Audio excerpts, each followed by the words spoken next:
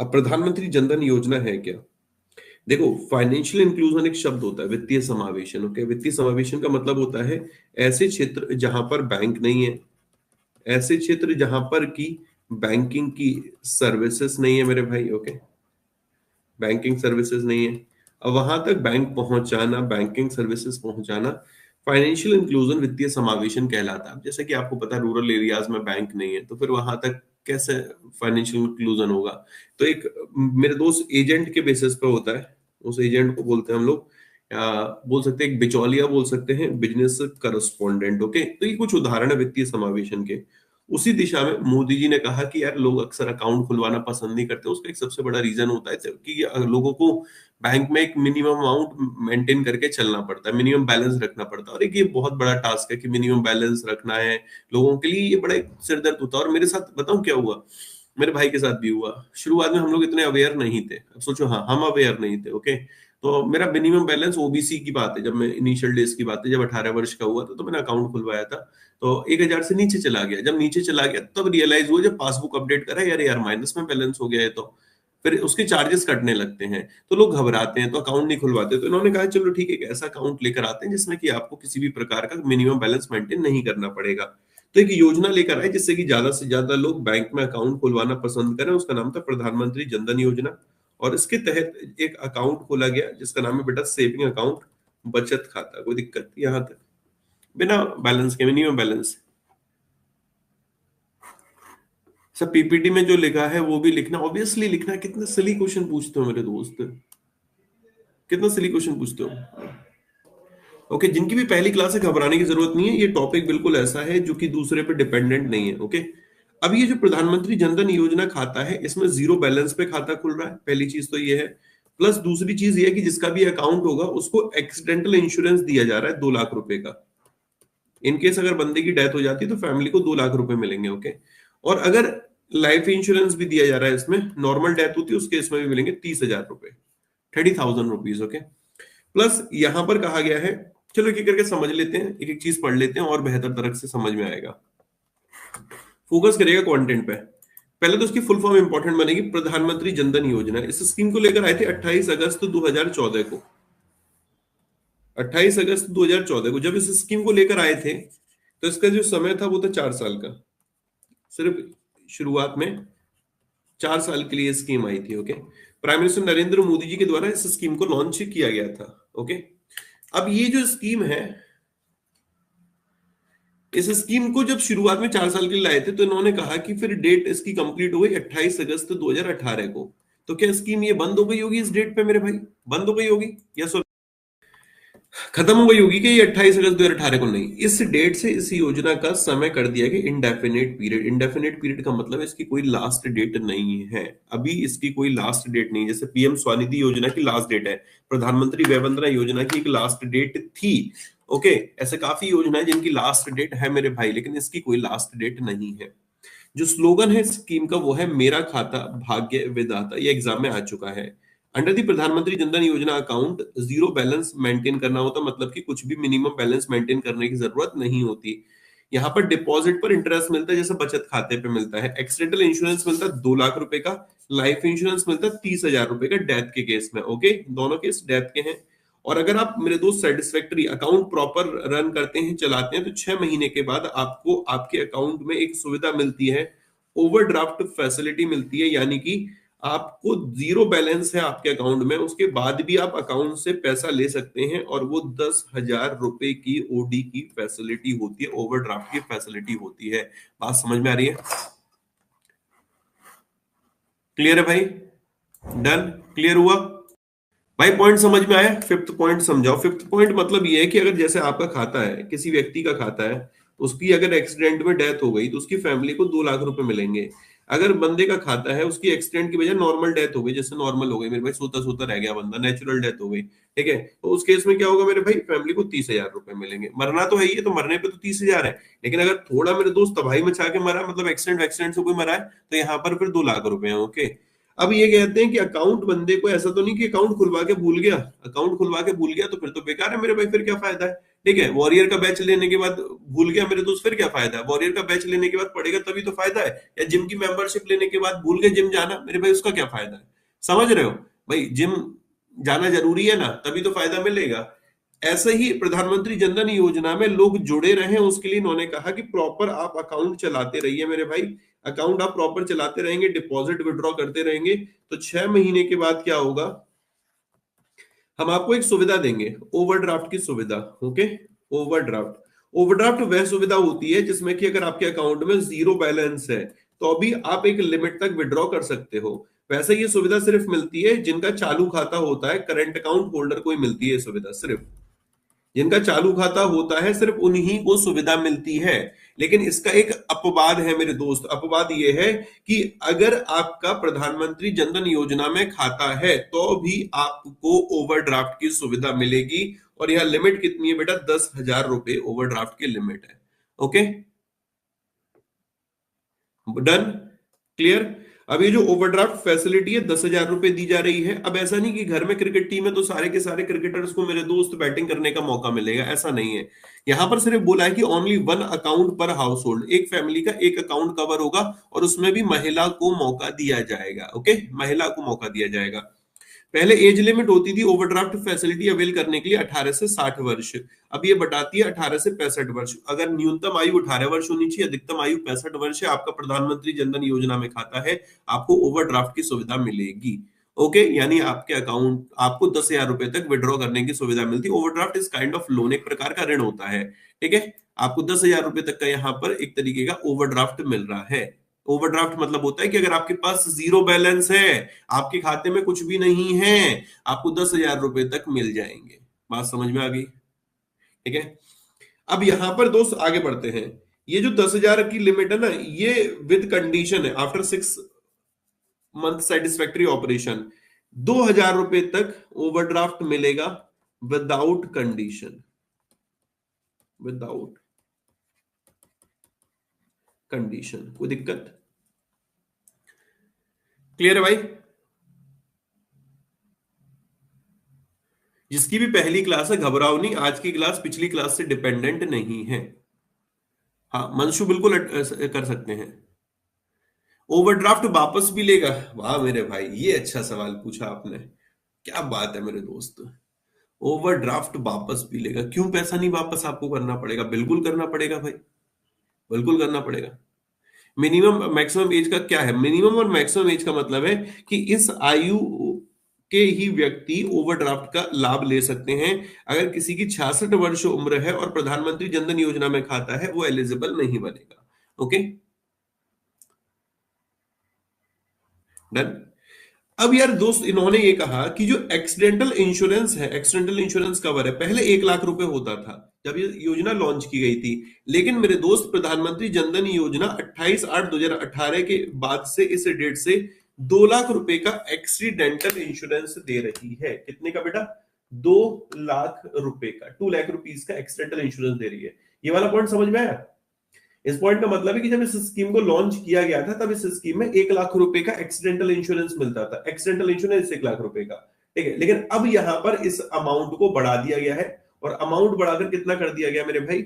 2 लाख रुपए कर दिया गया कि आप 28/8/2018 के बाद से अगर आपने प्रधानमंत्री जनधन योजना में खाता खुलवाया तो आपको 2 लाख रुपए का एक्सीडेंटल मिलेगा। ओके, हम भी खुलवा सकते हैं, सब खुलवा सकते हैं, आप, हम, कोई भी खुलवा सकता है, जो चाहे वो व्यक्ति खुलवा सकता है। All done?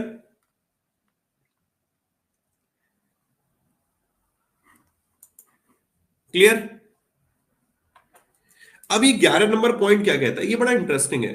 इन्होंने कंडीशन लगाई कि अगर जैसे कि ये एक्स है, ओके, इसकी डेथ हो गई, कोई एक्स है आपकी या आपका, उसकी डेथ हो गई बेटा। अब उसकी फैमिली कहती है कि हमारो तो चले गयो, ऐसी तो गाँव वगैरह में मेरे भाई जाओगे तो ऐसी तो करते हैं, ओरे भैया देखो हमारो तो चले गयो, अब जाके नाम एक्सीडेंटल इंश्योरेंस हो, अब आए हम कैसे लेंगे, तो बैंक वहां से यूं कहे कि जाए ले वे के ले, तुम्हें जा दिन जा की डेथ भई है, बातें पीछे 90 दिन में, एक बार कम से कम एक ट्रांजैक्शन करना हो, जाने करो कि ना करो, ना करो तो ना मिलेगा, अगर करो तो मिलेगा भैया, सिंपल सी बात है। ठीक है। ये बोलते हैं कि claim under personal accidental insurance under the प्रधानमंत्री जनधन योजना दिया जाएगा जब जो बंदा है जिसके पास रुपए कार्ड है यानी डेबिट कार्ड है और उसने कम से कम एक सक्सेसफुल फाइनेंशियल ट्रांजेक्शन किया है within 90 days prior to date of accident, वो एलिजिबल बनेगा मेरे भाई, उसकी फैमिली एलिजिबल बनेगी। ओके, क्लियर है।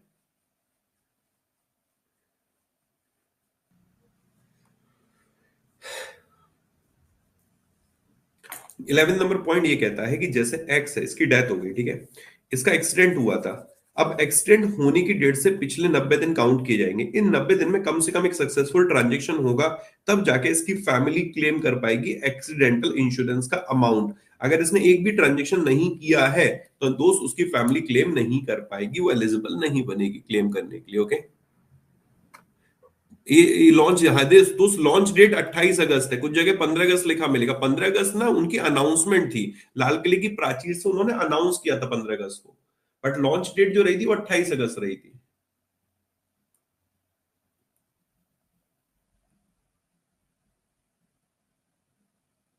डन, आगे बढ़ते हैं। सर 30,000 भी मिलेगा यार, क्या बात करते हो, मतलब माननी पड़ेगी मेरे दोस्त है कि मतलब क्या मतलब एक साथ 2 लाख भी उठा लो, हाँ, और 30,000 भी उठा लो, मतलब डेथ कैसे हुई है। सर सपने में एक्सीडेंट हुआ था लेकिन है तो नेचुरल, ऐसे तो नहीं मेरे दोस्त बात करोगे, इलॉजिकल बात कर रहे हो। हाँ, मतलब मिल जाए कहीं से भी पैसा, अब जुगाड़ सेट कर लेंगे, बस उठाना ही उठाना है। नहीं नहीं बेटा, आपको लॉन्च डेट याद रखनी है 28 अगस्त। सर आपका नाम आशीष गौतम है क्या? नहीं बेटा, मेरा नाम नहीं है, मेरे को पता नहीं बेटा नाम क्या है। सही है बेटा, बहुत बढ़िया। इसे पढ़ लो एक बार जरा। भाई कोई डाउट हो टॉपिक के अलावा 8126580408 आप मेरे को मैसेज कर सकते हैं। ठीक है, अभी क्लास के दौरान प्लीज किसी भी तरीके का डिस्टरबेंस मत क्रिएट करिए, प्लीज फोकस करिए क्लास पे। ओके, आगे बढ़ते हैं। आपको ना दोस्त आज मैं ना पैसा कमाना सिखाऊंगा, घर बैठे करोड़पति बनिए, सच बता रहा हूँ, घर बैठे करोड़पति बनिए। उसके लिए आपको बस इतना करना है कि जहां पर भी आप कुछ सामान खरीद के लाएंगे उसके लिए आप जीएसटी बिल लेंगे, बिना जीएसटी बिल के नहीं आएंगे। आपने बोला सामने वाले दुकानदार से कि भैया सुनो ना, 2 लीटर दूध दे दो। अब आप 2 लीटर दूध तो लेकर आ गए बट उसका जीएसटी बिल लेकर नहीं आए, ये गलत बात है मेरे भाई, आपको जीएसटी बिल लाना है।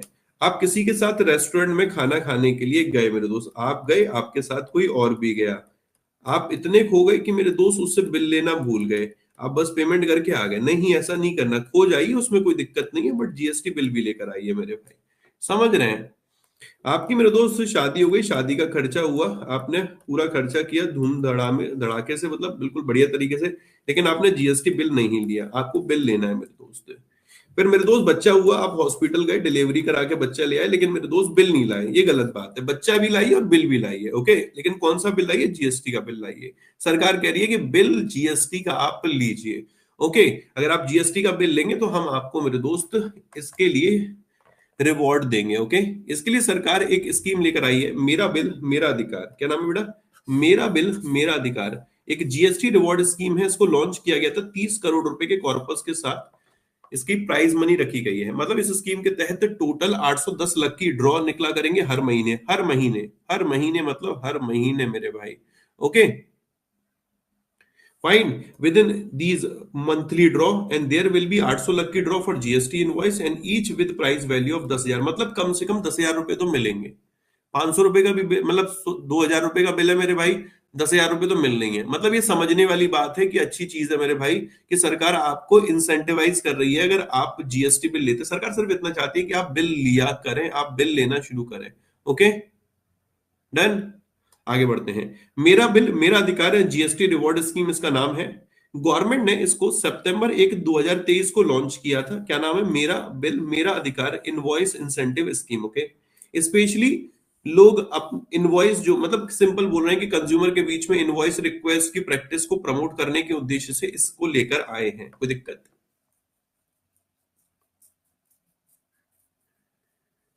शादी का जीएसटी बिल क्या है? क्या यार, मतलब शादी का बिल क्या है? मंदिर में थोड़ी शादी करी है, शादी के खर्चे नहीं होंगे उसका जीएसटी बिल यार? इलॉजिकल बातें करते हो। कभी कभी तो मेरा मन करता है एक आध को तो पकड़ के, मेरे दोस्त जैसा बचपन में हमें झूरा गया वैसे झूर दूं। हाँ?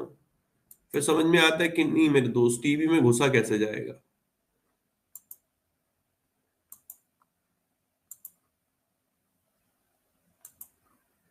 डन। कैसे होगा वो बताऊंगा। ये जो इनिशिएटिव है इसमें कैश रिवॉर्ड मिलेगा 10,000 से लेके 1 करोड़ रुपए तक का। Oh my God, 1 crore! ओ हो, छोटा भी याद रखो, 10,000 है बेटा। अपनी किस्मत में 10,000 ज्यादा बार आएगा, ओके, 1 करोड़ नहीं आएगा। Through the monthly and quarterly draw, monthly और क्वार्टरली ड्रॉ के माध्यम से। ओके।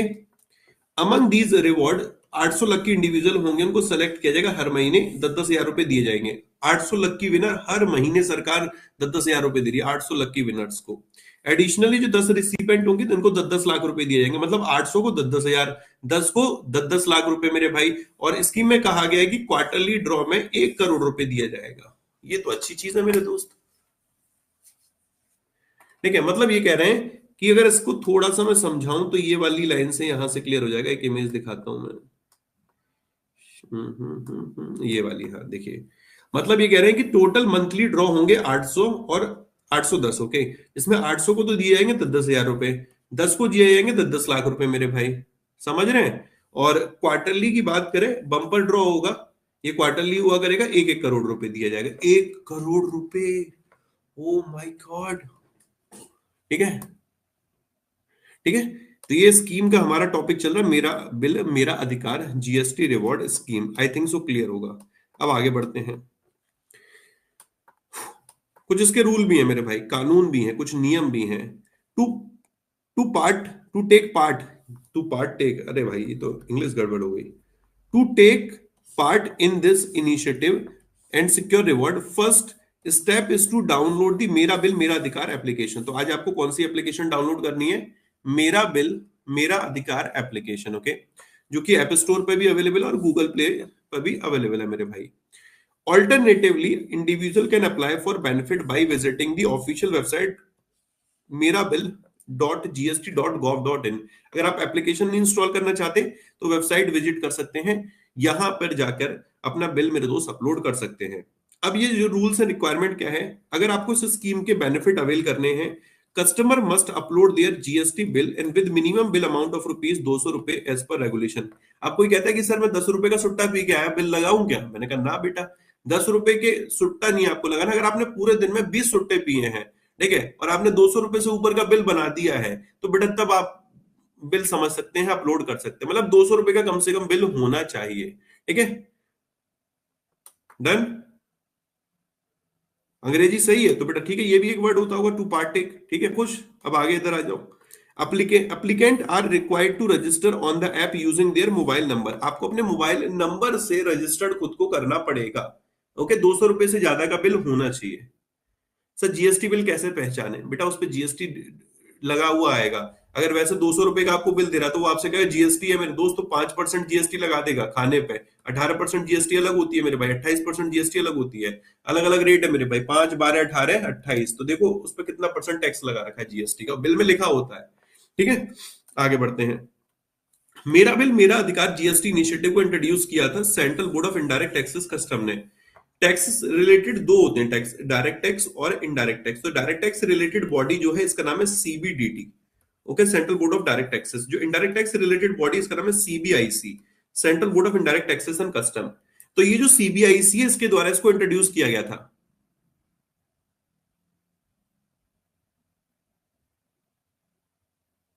ठीक है, तो मेरा बिल मेरा अधिकार GST introduce by central board of indirect taxes and custom. Okay, currently जो लिमिट है स्पेसिफिक स्टेट में है। अगर आप इन स्टेट से हैं, Gujarat, Assam, Haryana, union territory Daman and Diu, Dadar Nagar Haveli, Puducherry. अगर आप गुजरात में रह रहे हैं, असम में रह रहे हैं, हरियाणा में रह रहे हैं, या दमन एंड दीव या दादर नगर हवेली या पुडुचेरी में रह रहे हैं, तब आप इस योजना का लाभ उठा सकते हैं। समझ में आया? आपने भी किया है सर? नहीं बेटा, I am from Uttar Pradesh, तो मैं कैसे करूंगा बताओ। बीबी फ्रॉम हरियाणा, ठीक है, पति फ्रॉम उत्तर प्रदेश। तो बेटा पति के पास टाइम ही नहीं है, भाई के पास, तुम्हारे के पास टाइम ही नहीं है। सर यूनियन वाला क्या है बेटा? दमन एंड दीव एंड दादर नगर हवेली के लोग भी कर सकते हैं, अप्लाई पुडुचेरी के भी कर सकते हैं, हरियाणा के, असम के, गुजरात के, इन स्टेट और यूनियन टेरिटरी के लोग यहां से अप्लाई कर सकते हैं। ओके,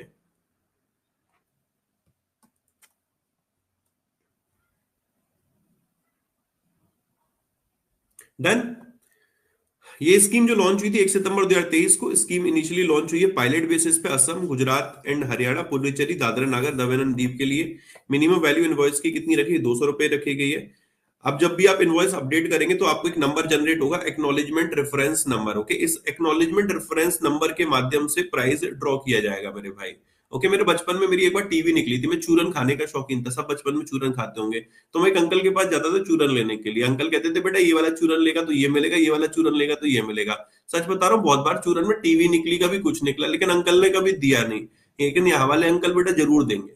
ठीक है, इन्होंने क्लियरली बोला है कि एक्नॉलेजमेंट रेफरेंस नंबर आपको याद रखना है। जब भी आप अपलोड करोगे इनवॉइस को, ये नंबर जनरेट होगा और इस नंबर से ही आपका जो प्राइस होगा, आपका नाम प्राइस में या फिर ड्रॉ में आएगा। ओके, कैश प्राइस 10,000 से लेकर 1 करोड़ रुपए तक का है। पायलट स्कीम ये रन होगी 12 महीने के लिए है। समझ में आ रहा है? An individual can upload maximum 25 of invoices. Okay,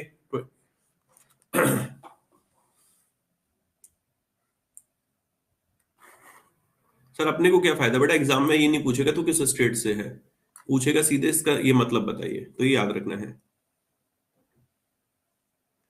अरे संदीप दास भाई, ये गलत बात है। इतना हो जाएगा तो सच बताना, मतलब मैं अपना नहीं शुरू कर लूंगा। गलत गलत बातें बता रहे हैं। ये पूरे महीने का है, आपको किसी ने वो बता दिया कि 1 दिन का है। ठीक है, मैक्सिमम 25 इनवॉइस आप अपलोड कर सकते हो, 25 इनवॉइस।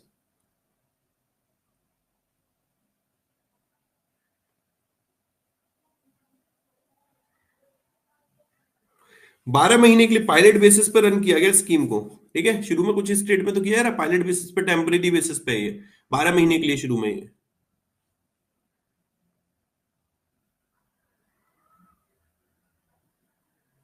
बेटा कर्नाटक देखो यार बेटा, सामने काली भैंस चलती हुई आ रही थी, फिर आप मुझसे पूछ रहे हो सर यहाँ पर ये बताइए कि गोरी भैंस कहाँ पर है। अरे बेटा काली भैंस है तो फिर गोरी भैंस कहाँ से हो जाएगी?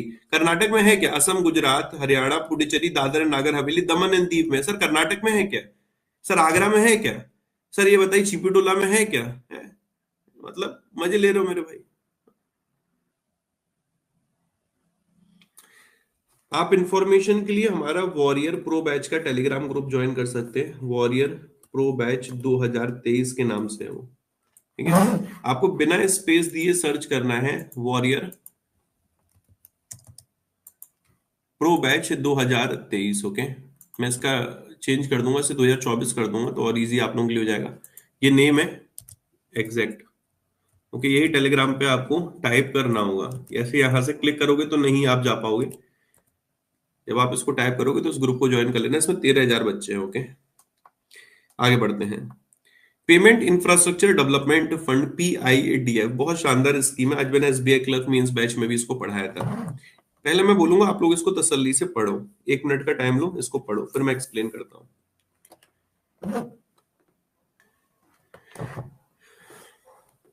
अब जरा समझना ध्यान से।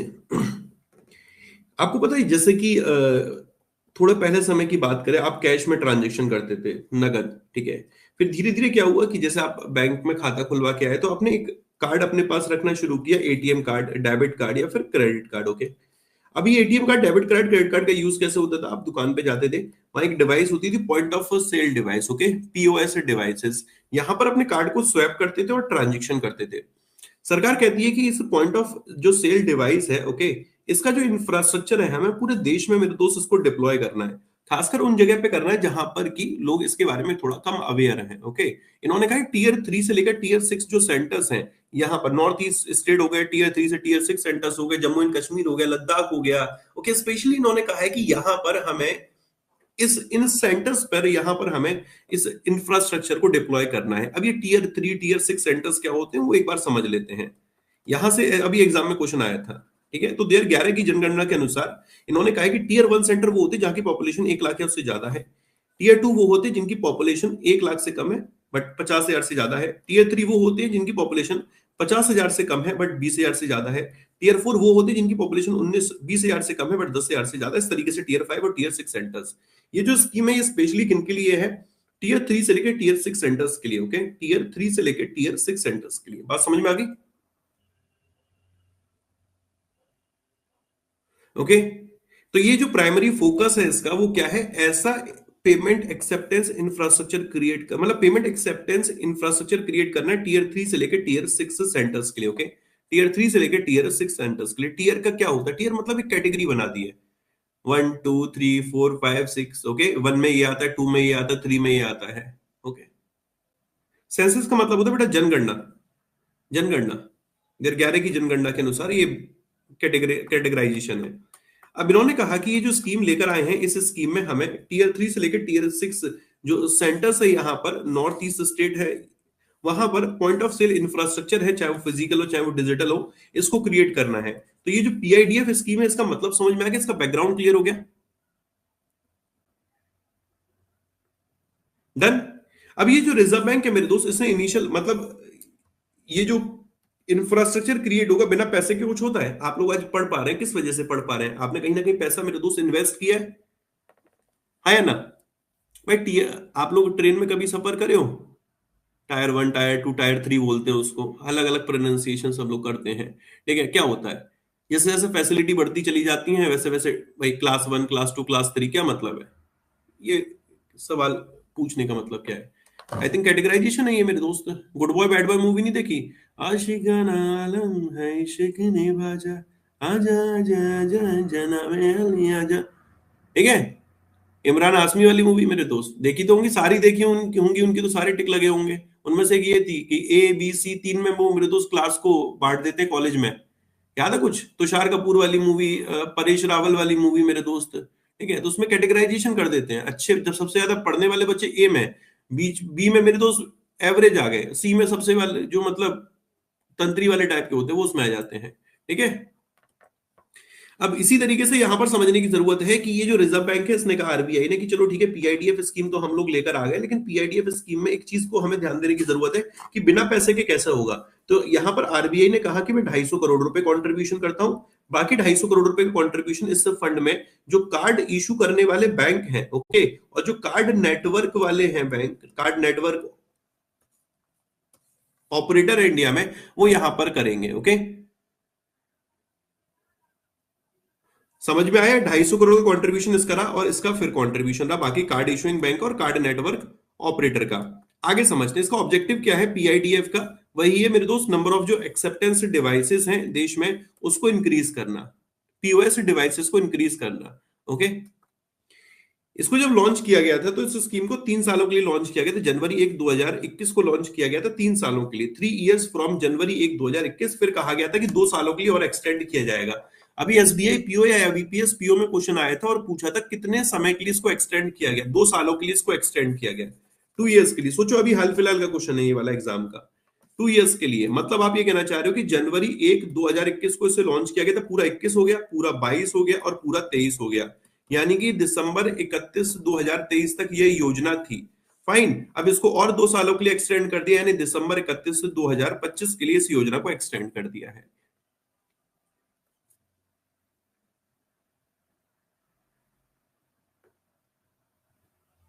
डन,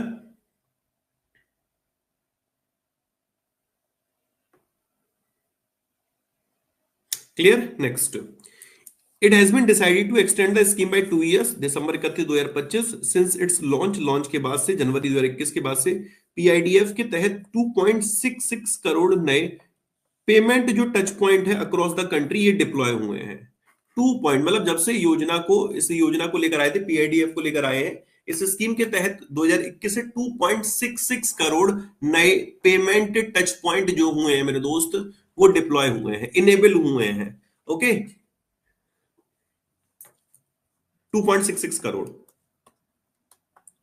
पीआईडीएफ का जो टारगेट था वो ये था कि हर साल एवरी ईयर 10 लाख फिजिकल और 20 lakh digital payment acceptance devices हैं, इनको मेरे दोस्त डिप्लॉय करना। मतलब इन्होंने क्लियरली बोला था कि हम जो पेमेंट एक्सेप्टेंस इंफ्रास्ट्रक्चर है इसमें 30 लाख टच पॉइंट है, हर साल मेरे दोस्त डिप्लॉय करेंगे, जिसमें 10 लाख फिजिकल हो गए और 20 lakh digital payment acceptance devices हो गई। पढ़ लीजिए इसको,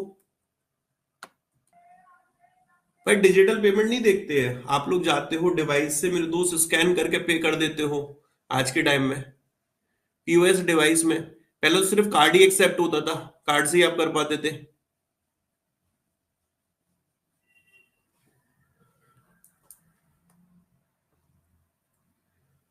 सर टच पॉइंट मतलब क्या है? जो ये पॉइंट ऑफ सेल मशीन है इनकी बात की जा रही है, पॉइंट ऑफ सेल मशीन की। आप कार्ड स्वैप किए नहीं क्या?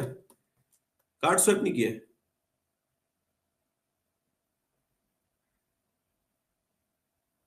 ओके। अभी है था क्या ये स्कीम मेरे दोस्त, थी किसके लिए? सर ये स्कीम थी स्पेशली टीयर 2 से लेकर टीयर 6 सेंटर्स के लिए। इस स्कीम को नॉर्थ ईस्टर्न स्टेट्स के लिए भी रखा, इस स्कीम को जम्मू एंड कश्मीर के लिए, लद्दाख के लिए रखा। वहां पर कोई टीयर 3 और टीयर 6 सेंटर्स का कोई लॉजिक नहीं था। इन्होंने कहा कि भाई लद्दाख, जम्मू कश्मीर लद्दाख, ओके, यहाँ पर हम लोग और प्लस नॉर्थ ईस्ट स्टेट इनको पूरा कवर करेंगे। और इसके अलावा इन्होंने ये कहा कि यार दोस्त टीयर 1 और टीयर 2 वाले इसमें कवर नहीं है, टीयर 3, टीयर 4, टीयर 5 और टीयर 6 सेंटर्स कवर है। ओके, तो इनका क्या किया जाए? तो उन्होंने एक बड़ा बढ़िया इनिशिएटिव लिया।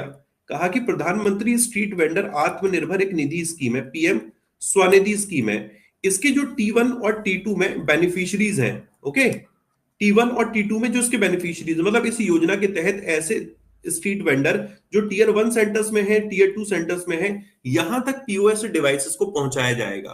तो scheme include eligible street vendor covered under the PM Svanidhi scheme in tier 1 and tier 2 centres.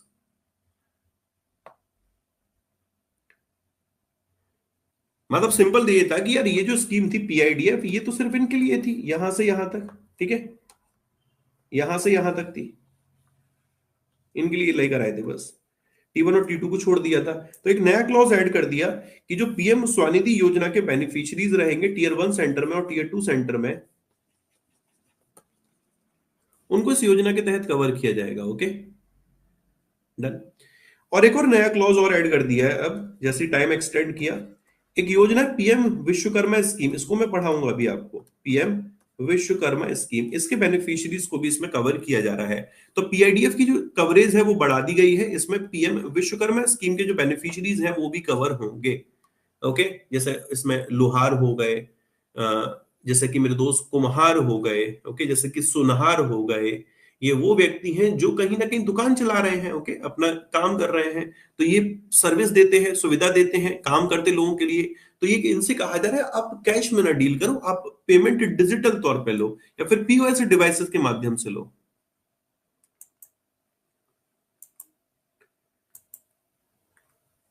Done, clear भाई? फर्दर इस स्कीम में कहा है कि हम जो एडवांस पेमेंट एक्सेप्टेंस डिवाइसेस है, जैसे साउंड बॉक्स, आज आप पेमेंट करते होगे मूंगफली वाले पे, आपने कहा भैया आधा किलो मूंगफली दे दो, उन्होंने कहा इतने की मूंगफली, आपने जैसे स्कैन करके पेमेंट किया उधर से आवाज आती इतने रुपए रिसीव हो गए।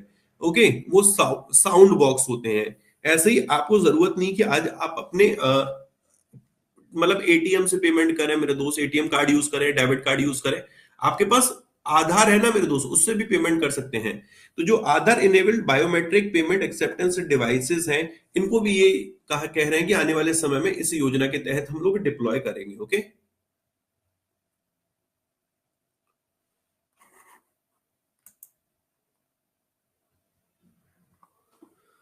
सो टीयर 1 और टीयर 2 में भी लागू है विश्वकर्मा योजना। विश्वकर्मा योजना के लिए T1 T2 वाला नंबर ही नहीं है बेटा। अनिल क्यों इसे कॉम्प्लिकेट कर रहे हो? सिंपल समझो। इन्होंने कहा है कि ये जो पीआईडीएफ स्कीम है ये किन के लिए है?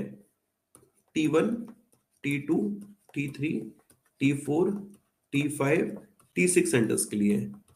मतलब ये कह रहे हैं कि इन इनके लिए T3, T4, T5, T6 centres के लिए, यही इसी के लिए तो पीआईडीएफ स्कीम। हाँ जी, पीआईडीएफ स्कीम।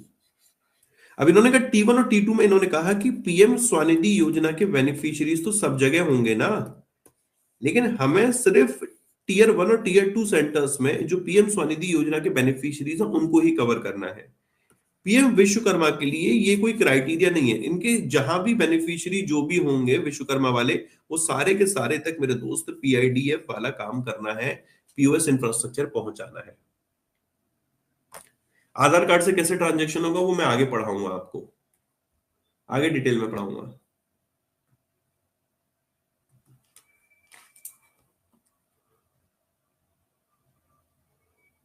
डन। अब पीआईडीएफ को देखने का काम किसका है? एक एडवाइजरी काउंसिल का है, ठीक है, और इसके एडमिनिस्ट्रेशन का काम और मैनेजमेंट का काम रिजर्व बैंक करता है। मतलब आप ये कहना चाह रहे हो कि ये जो पेमेंट इंफ्रास्ट्रक्चर डेवलपमेंट फंड है, इस फंड को एक एडवाइजरी काउंसिल पूरा देखती है और उसका मैनेजमेंट का काम, उसका एडमिनिस्ट्रेशन का काम रिजर्व बैंक करता है।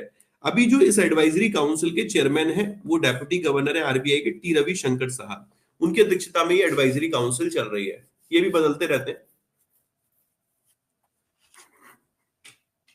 सुजाता आपको कंफ्यूजन हो गया है? पीएम स्वनिधि योजना के बेनिफिशियरीज है टीयर 1 और टीयर 2 वाले बस।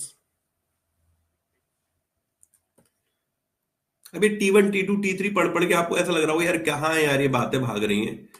लेकिन एक बार जब आप सिंक करोगे चीजों को, जब मैं कहता हूँ नोट्स बनाते हैं ना, तो नोट्स बनाने का फायदा ये मिलता है, आप बार बार जब लिख रहे होते हैं, चीजों को लिख रहे होते हैं और पढ़ रहे होते हैं, तो आपका दिमाग कहीं ना कहीं सिंक हो रहा होता है मेरे दोस्त। आपको दिमाग में आ रहा होता है अच्छा आशीष भाई ने ये बोला था, ये बोला था, ये बोला था, अच्छा ये चीजें रही थी। जब डाउट रह जाता है तो फिर मैं हूं ना मेरे भाई।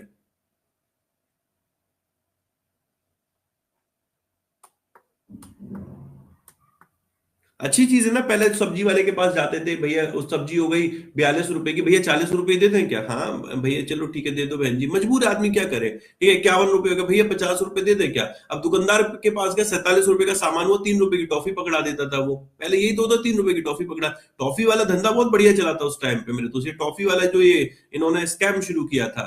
अब 45 रुपए का मेरे दोस्त सामान हो गया, 5 रुपए की चॉकलेट पकड़ा दी। मतलब 1 रुपए की टॉफी से शुरू करके 5-5 रुपए की चॉकलेट तक पकड़ाने लगे थे। जब से डिजिटल आया, 41 रुपए 50 पैसे होते हैं बेटा पेमेंट करो, 41 रुपए 20 पैसे होते पेमेंट करो। समझ रहे हैं?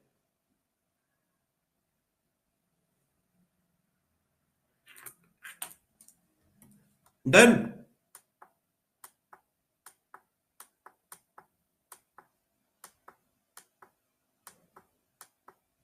पीआईडीएफ का कॉर्पस जो है वो दिसंबर 31 2022 तक 788 करोड़ रुपए हो चुका। 21 तक ये 613 करोड़ है। अभी नया डेटा आएगा, नया डेटा हम लोग कवर करेंगे। ओके, लास्ट अपडेटेड दिसंबर 31 2022 तक इसका कॉर्पस था 788 करोड़।